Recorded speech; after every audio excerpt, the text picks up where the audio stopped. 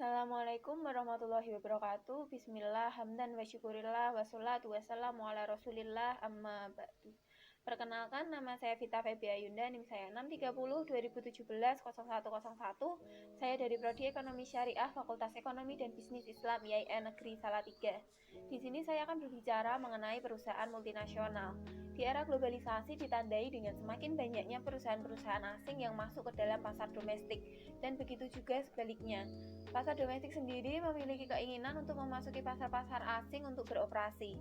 Jenis perusahaan yang menggunakan transaksi internasional ini disebut dengan perusahaan multinasional. Perusahaan multinasional termasuk ke dalam faktor-faktor yang mempengaruhi kehidupan ekonomi global.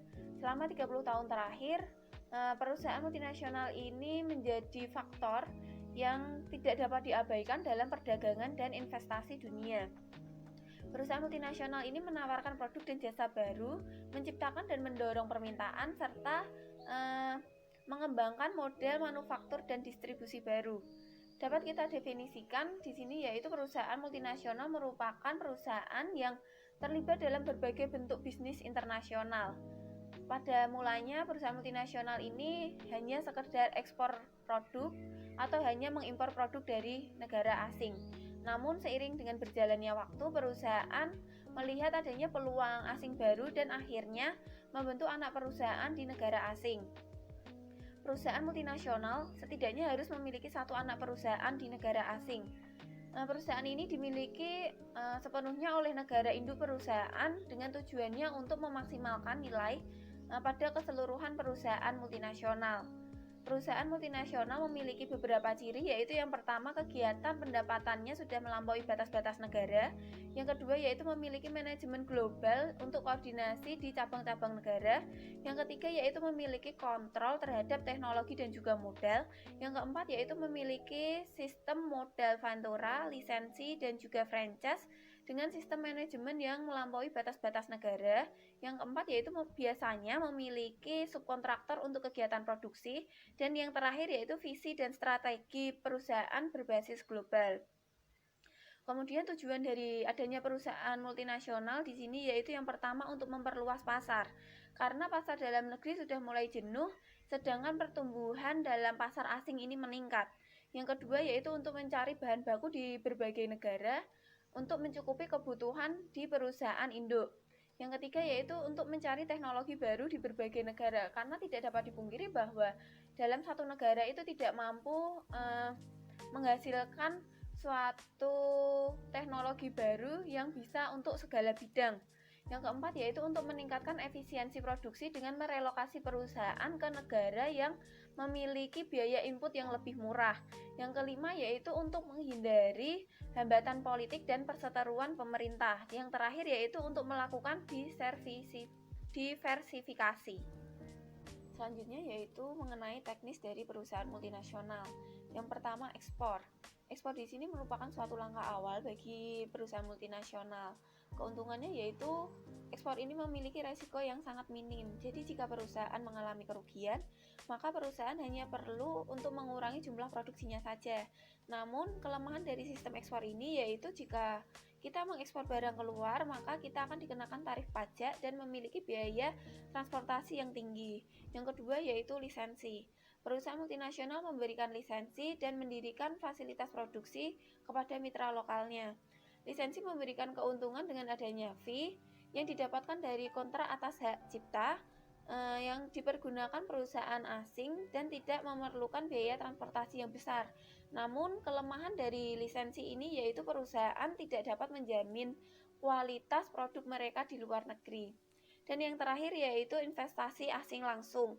Cara ini digunakan setelah adanya jaminan bahwa investasi ini aman dari resiko dan persaingan lokal dan menguntungkan karena pasar telah berkembang dan memberikan respon yang positif. FDI juga memberikan keuntungan kepada perusahaan dengan biaya produksi yang relatif rendah dikarenakan perusahaan membangun langsung pabrik di negara tersebut.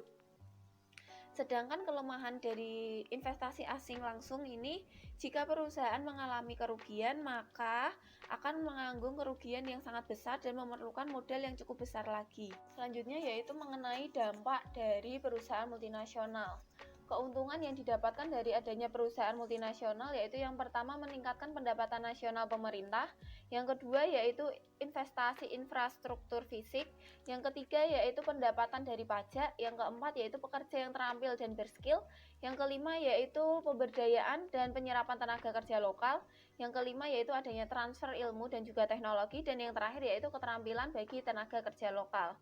Kemudian dampak negatif yang ditimbulkan dari adanya perusahaan multinasional yaitu yang pertama memaksimalkan keuntungan global dan seluruh tindakan mereka ini ditujukan untuk mencapai tujuan utama tersebut, bukan untuk ikut serta mengembangkan negara tempat mereka berinvestasi. Yang kedua yaitu pemerintah negara berkembang berkompetisi menarik perhatian perusahaan multinasional yang akibatnya tiap-tiap pemerintah ini menerapkan kebijakan seperti menerapkan subsidi, menurunkan pajak, dan juga tax holiday policies. Yang ketiga yaitu dalam menarik investasi, pemerintah di sini mengeluarkan kebijakan yang berpihak terhadap pemilik modal yang menghapuskan peran dari serikat kerja. Dan yang terakhir yaitu hilangnya sejumlah lapangan kerja domestik. Yaitu mengenai peran perusahaan multinasional dalam ekonomi internasional. Yang pertama yaitu peran penanaman modal dalam masyarakat. Kegiatan penanaman modal merupakan suatu kegiatan yang mempunyai pola kerja, sarana, dan kepentingan yang berbeda. Kegiatan penanaman modal memiliki dua tujuan, yaitu yang pertama meningkatkan industrialisasi untuk menyediakan barang dan jasa bagi masyarakat. Yang kedua yaitu peningkatan pendapatan dan kekayaan masyarakat melalui penguasaan atau kepemilikan modal. Dan peran yang kedua yaitu tanggung jawab sosial perusahaan multinasional. Peraturan hukum yang sudah cukup terperinci tentang tanggung jawab sosial bagi perusahaan multinasional dibuat secara eksplisit sehingga mempermudah perusahaan multinasional untuk mematuhinya. Pengaturan tersebut dapat digolongkan menjadi 4, yaitu yang pertama kesediaan menyisihkan sebagian pendapatan perusahaan untuk kebaikan masyarakat. Yang kedua yaitu kesediaan menghindarkan kegiatan perusahaan yang dapat menimbulkan bahaya bagi lingkungan, buruh, dan juga konsumen. Yang ketiga yaitu kesediaan untuk menunjukkan etikat baik untuk mengelola proses produksi yang berkualitas. Yang terakhir yaitu kesediaan agar memelihara hubungan yang baik dengan aparatur pemerintah dan masyarakat serta beretikat baik untuk lebih beresponsor kepada ketentuan pemerintah yang telah ditetapkan dalam undang-undang. Pembahasan kali ini yaitu mengenai contoh dari perusahaan multinasional. Salah satu contoh dari perusahaan multinasional yaitu pada Coca-Cola Company. Alasan kenapa Coca-Cola ini dijadikan sebagai perusahaan multinasional yaitu yang pertama, PT Coca-Cola Amatil Indonesia merupakan salah satu anak dari perusahaan induk PT Coca-Cola Company. Coca-Cola Company ini sendiri sudah memiliki berbagai anak perusahaan di banyak negara. Alasan yang kedua yaitu dalam mempromosikan produknya, Coca-Cola Company ini yang diwakili oleh PT Coca-Cola Amatil Indonesia berpromosi dengan menyesuaikan kebudayaan yang ada di Indonesia dengan misalkan menggunakan endorser dari orang Indonesia itu sendiri. Yang ketiga yaitu menciptakan produk yang sudah mendunia.